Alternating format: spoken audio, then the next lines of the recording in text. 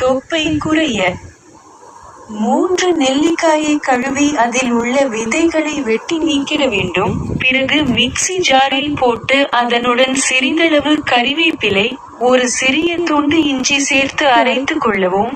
காலையில் எழுந்ததும் வெறும் வயிற்றில் குடிக்க வேண்டும் அல்லது 2 மணிக்கு குடிக்க வேண்டும்.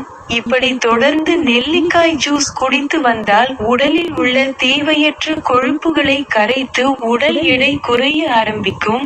உடலில் ஹீமோகுளோபின் அளவு அதிகரிக்கும். கண் பார்வை தெளிவாகும். முடி உதிர்வது நிற்கும்.